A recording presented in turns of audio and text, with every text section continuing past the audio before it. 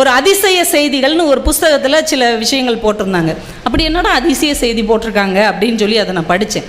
அதில் 2 செய்தி உண்மையிலே அதிசயமாக தாங்க இருந்தது. அதில் முதல் செய்தி என்னென்னா, 1940 ஒரு வீட்டில் 2 குழந்தைங்க பிறந்திருக்காங்க, 2 பசங்க. ஆனால் ரொம்ப வறுமையின் காரணமாக 2 பசங்களையுமே தத்து கொடுத்துட்றாங்க. 2 பிள்ளைங்களும் பிறந்து 4 வாரத்தில் தத்து போயிடுறாங்க, 2 பசங்களும்.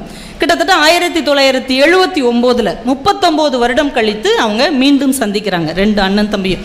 அப்படி சந்திக்கும் போது ஒரு பெரிய ஆச்சரியம் என்ன அப்படின்னா, 2 பேரையுமே தத்தெடுத்துட்டு போனாங்களே எங்கெங்கேயோ, அந்த பெற்றோர்கள் அவங்களுக்கு வச்ச பேர் ஜிம். அவங்களும் ஜிம்னு தான் பேரை வச்சுருக்காங்க, இவங்களும் ஜிம்னு தான் பேரை வச்சுருக்குறாங்க. இந்த 2 பேருமே லிண்டா அப்படிங்கிற ஒரு பொண்ணை தான் கல்யாணம் பண்ணியிருக்காங்க. ஒரே பொண்ணு இல்லை, ஒரே பேர் உள்ள வேறு வேறு பொண்ணு. 2 பேருமே அந்த பொண்ணை டைவர்ஸ் பண்ணிவிட்டு, விவாகரத்து பண்ணிவிட்டு, பெட்டி அப்படின்ற பேருள்ள இன்னொரு பொண்ணையும் திருமணம் பண்ணியிருக்கிறாங்க. 2 பேருக்குமே 2 பிள்ளைங்க. ஒரு பிள்ளைக்கு பேர் ஜேம்ஸ், இன்னொரு பிள்ளைக்கு ஆலன். 2 பேருமே ஒரே பேரை தான் வச்சுருக்காங்க. 2 பேர் வளர்த்த நாயின் பேரும் டாய் தான். உண்மையிலே அதிசயம் தானே? அதிசயம் அந்த கைத்தட்டலாம், இதெல்லாம் நம்பவே முடியல. எனக்கு ஆச்சரியமாக இருந்தது. அது எப்படி நீரும் நெருப்பும் படத்தில் தான் இந்த மாதிரிலாம் காட்சி இருக்கும். இந்த எம்ஜிஆர் அடித்தா அந்த எம்ஜிஆருக்கு வலிக்கும், அந்த எம்ஜிஆருக்கு காதலி முத்தம் கொடுத்தாங்கன்னா இவருக்கு சிலிர்க்கும்.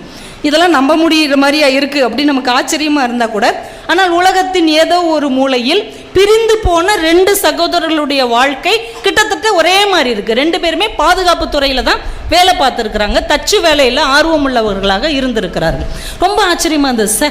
பிரிஞ்சு போனால் கூட அண்ணன் தம்பி எப்படி ஒரே மனசோட, ஒரே சிந்தனையோட, ஒரே எண்ணங்களோட வாழ்ந்திருக்காங்க அப்படின்னு. அதுலேயே இன்னொரு செய்தி படித்தேன், ரொம்ப அதிர்ச்சி ஆயிட்டேன். அந்த செய்தியிலேருந்து என்னால் வெளியில் வரவே முடியல. 1811ஆம் வருஷம் தாய்லாந்தில், அப்போ அந்த தாய்லாந்துக்கு சயாம் அப்படின்ற பேர், சயாம் நாடு அப்படின்னு பேர். 1811 மாற்றான் சகோதரர்கள் மாதிரி ஒட்டி பிறந்த அண்ணன் தம்பி. மாற்றான் படத்தில் சூர்யா 2 பேர் எப்படி ஒட்டி பிறந்திருப்பாங்க, ஒன்றாவே தான் அவங்க வாழ முடியும், பிரியவே முடியாது. அப்படி ஒட்டி பிறந்த அண்ணன் தம்பி 2 பேர் வாழ்ந்திருக்காங்க. அங்கே அவங்களுக்கு சாப்பாட்டுக்கு வேலை செய்கிறதுக்கு ஒரு உதவியும் இல்லாமல் 1829 அமெரிக்கா போயிட்டாங்க. அங்கே உள்ள ஒரு கண்காட்சி, ஒரு சர்க்கஸ் மாதிரியான ஒரு கம்பெனியில் சேர்ந்து சின்ன சின்ன வித்தைகள் 2 பேரும் சேர்ந்து நடத்தி, அப்போ அது ஒரு அபூர்வமாக தானே இருந்திருக்கும் 2 பேரும் ஒட்டி இருக்கிறது. சின்ன சின்ன வித்தியாசமான வேடிக்கையெல்லாம் பண்ணி நல்ல பணம் சம்பாதிச்சு நல்லபடியாக வாழ்ந்துருக்குறாங்க. 1874 1 மணி நேர இடைவெளியில் அண்ணனும் தம்பியும் இறந்து போயிடுறாங்க. அண்ணன் இறந்துடுறாரு, அதுக்கடுத்து தம்பி இறந்துடுறாரு. இதில் பெரிய ஆச்சரியம் என்னென்னா, அவங்க சாகிறதுக்கு 4 வருஷம் முன்னாடியிலிருந்து ஒரு சின்ன கருத்து வேறுபாடு காரணமாக 2 பேரும் 4 வருஷமாக ஒத்த வார்த்தை கூட பேசிக்கவே இல்லையா, சாகிற வரைக்கும் பேசிக்கவே இல்லை. அப்போ ஒருவன் இறந்த பிறகு இன்னொருத்தன் அந்த 1 மணி நேரம் மிஞ்சி இருந்திருப்பான்ல, அவன் மனசுக்குள்ளே என்ன நினைத்திருப்பான்? 4 வருஷம் இப்படி பேசாமே, அது ஒன்றா தான் பல் தைக்கணும், ஒன்றா தான் குளிக்கணும், ஒன்றா தான் சாப்பிட்ணும், ஒன்றா தான் எங்கேயும் போகணும், ஒன்றா தான் தூங்கணும். ஆனால் இப்படி ஒரு வாழ்க்கை கிடைக்க பெற்றவர்கள் கூட 4 வருடம் ஒரு வார்த்தை கூட கடைசி சாகும் வரைக்கும் பேசாமல் இருந்தார்கள் அப்படிங்கிற செய்தி ரொம்ப அதிர்ச்சியாக இருந்தது. அப்போ நம்ம அண்ணன் தம்பி அப்படிங்கிற உறவு, அண்ணன் தங்கைங்கிற உறவு, அக்கா தம்பிங்கிற உறவு, அக்கா தங்கைங்கிற உறவு இனிமேல் வேண்டி தேடினாலும் கிடைக்குமா? இனிமேல் கிடைக்குமா? அந்த சாகிறதுக்கு முன்னாடி அந்த 1 மணி நேரம் அந்த தம்பி உயிரோடு இருந்திருப்பாரே, அவர் தன்னை பற்றி, தன்னுடைய வருத்தத்தை பற்றி அண்ணன்கிட்ட ஏதாவது சொல்ல நினைத்திருந்தாலும் சொல்லியிருக்க முடியுமா? ஏன்னா ஒட்டி தான் இருக்கிறார், ஆனால் சொல்ல முடியாது இல்லையா?